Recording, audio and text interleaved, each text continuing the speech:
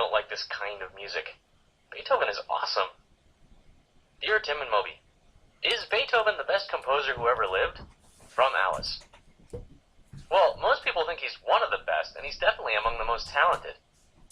Ludwig van Beethoven was born in Bonn, Germany in December of 1770. From early on, it was clear that he was really gifted. His father used to pull him out of bed in the middle of the night to perform for him and his friends when they came home from bars. When he was a young man, he moved to Vienna, Austria to study under the composer Joseph Haydn. By his mid-20s, Beethoven had already become a well-known pianist and composer. Lots of people use the term classical to talk about any music played by orchestras and symphonies in the Western world. But not all classical music is the same. Composers working in different time periods produced music that sounded different. Now this is going to sound confusing, but one period of classical music was called the classical period, and it lasted from about 1730 to 1820. Yeah, you think they could have called it something else, like anything else. Well, anyway, Beethoven began his career by composing in the style of the classical period. Music from this period was based on the principles of simplicity, balance, and proportion. Beethoven's Moonlight Sonata is a really famous piece from this era. Yeah, you can hear that it's balanced and kind of calm sounding. But just after the turn of the 19th century, when he was in his late 20s, Beethoven's music started to change. It was also around this time that he started to lose his hearing.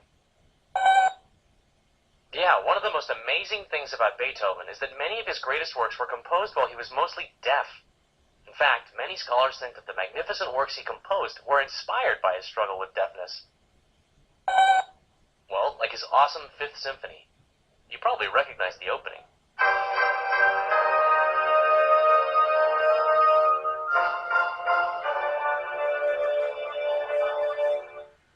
What's cool is that you can hear that four-note motif in all the movements of the composition.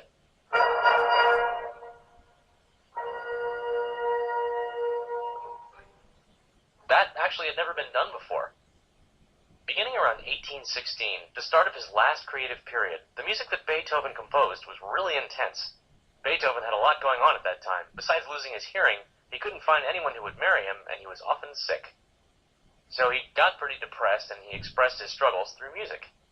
Probably the most famous piece from this later period is his Ninth Symphony. The last movement features a chorus, which was also a new thing to do. Beethoven's later music doesn't sound much like his earlier music. It tends to sound more like the expressive and emotional music from the Romantic period of classical music, which started around 1820.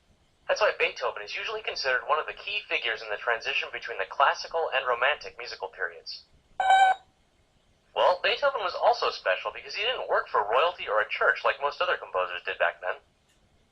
He made money from teaching, performing, and selling his music, but he also received money from wealthy people who just really liked his work.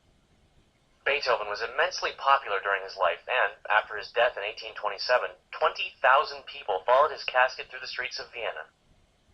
I mean, it's hard to say who the greatest composer of all time is, but odds are that Beethoven comes out near the top.